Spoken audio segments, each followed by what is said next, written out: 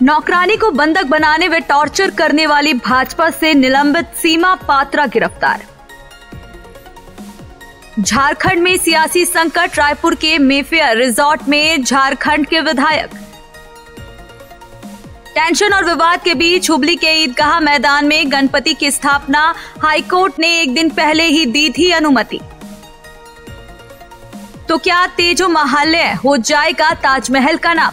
आज आगरा नगर निगम में पेश होगा प्रस्ताव। चीन के ड्रोन पर ताइवान ने पहली बार चलाई गोली, ड्रैगन को चेताया भी। आइए जानते हैं खबरें विस्तार से। 8 साल से नौकरानी को प्रताड़ित करने वाली झारखंड के रिटायर्ड आईएएस की पत्नी और निलंबित भाजपा नेता सीमा पात्रा को रांची पुलिस ने गिरफ्तार कर लिया है। आज उन्हें कोर्ट में पेश किया जाएगा। सीमा पात्रा भाजपा बीजेपी की महिला विंग की राष्ट्रीय कार्य समिति की सदस्य थी। 29 साल की एक आदिवासी दिव्यांग लड़की को रिटायर्ड आईएएस की पत्नी भाजपा नेता सीमा पात्रा ने घर में काम करने के बहाने उसे 8 साल तक कैद करके रखा था।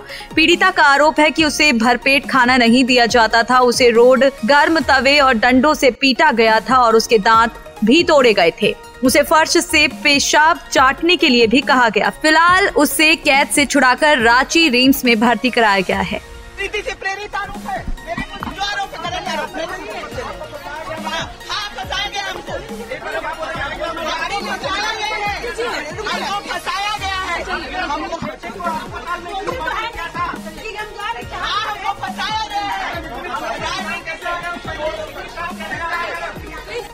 झारखंड सरकार के सभी विधायक रायपुर के मेफेयर रिजॉर्ट पहुंच गए हैं। इसी के साथ ही बीजेपी ने एक विवाद खड़ा कर दिया है। उसने दावा किया है कि छत्तीसगढ़ आबकारी विभाग की गाड़ी शराब की पेटियों को लेकर मेफेयर रिजॉर्ट पहुंची है। गाड़ी के जरिए वहां रुके विधायकों के लिए महंगी शराब लाई गई है। रमन सिंह और बाबूलाल मरांडी ने सरकार और विधायक को इस मामले में आड़े हाथों लिया है। जानकारी के मुताबिक रिजॉर्ट में कांग्रेस से 12, जेएमएम के 19 और राजद के 1 विधायक शामिल हैं। अब बीजेपी की शिकायत पर राज्यपाल ने मामला चुनाव आयोग को भेजा। चुनाव आयोग ने विस्तृत जांच रिपोर्ट राज्यपाल को सौंपते हुए हेमंत सोरेन को अयोग्य ठहरा दिया गया है। अब हेमंत की अयोग्यता पर राज्यपाल को फैसला लेना है। कर्नाटक हाईकोर्ट के फैसले के बाद बुधवार को हुबली के ईदगाह मैदान में गणपति की स्थापना कर दी गई है। हाईकोर्ट ने देर रात सुनवाई के दौरान गणेश चतुर्थी के जश्न की अनुमति को चुनौती देने वाली याचिका को खारिज कर दिया है। हाईकोर्ट ने अपने फैसले में यह भी कहा कि ईदगाह वाली जमीन को लेकर कोई विवाद नहीं है। सरकार की तरफ से दलील दी गई है कि वो प्रॉपर्टी विवादित है, लेकिन हाईकोर्ट इसे नकार दिया है। इससे पहले सुप्रीम कोर्ट ने भी मंगलवार को इस मामले में सुनवाई हुई थी। शीर्ष कोर्ट ने 2 पक्षों की ओर से यथास्थिति बरकरार रखने का आदेश दिया था। ताज नगरी में 4.5 साल में 80 से ज्यादा सड़कों और चौराहों के नाम बदलने वाले आगरा नगर निगम में बुधवार को ताजमहल का नाम बदलकर तेजो महालय करने का प्रस्ताव लाया जाएगा।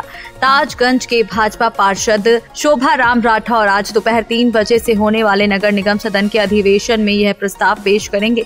पार्षद राठौर का कहना है कि उन्होंने प्रस्ताव संख्या 4-7 में इसके संबंध में कई तथ्य रखे हैं, जिनके आधार पर नाम बदलने का प्रस्ताव सदन के सामने रखा जाएगा। ताइवान की सेना ने मंगलवार को चीन के ड्रोन पर फायरिंग कर दी। ताइवान सैन्य प्रवक्ता का कहना है कि यह वार्निंग शॉट्स थे। इसके साथ ही चीन और ताइवान के बीच तनाव का स्तर और बढ़ना तय है। यह पहली बार हुआ है जब ताइवान की सेना ने इतना आक्रामक कदम उठाया है। सैन्य प्रवक्ता के मुताबिक यह ड्रोन ताइवानी नियंत्रण वाले एक द्वीप पर चीनी सीमा के करीब उड़ान भर रहा था। बताया जाता है कि ताइवानी सेना की फायरिंग के बाद ड्रोन वापस चीन की तरफ मुड़ गया।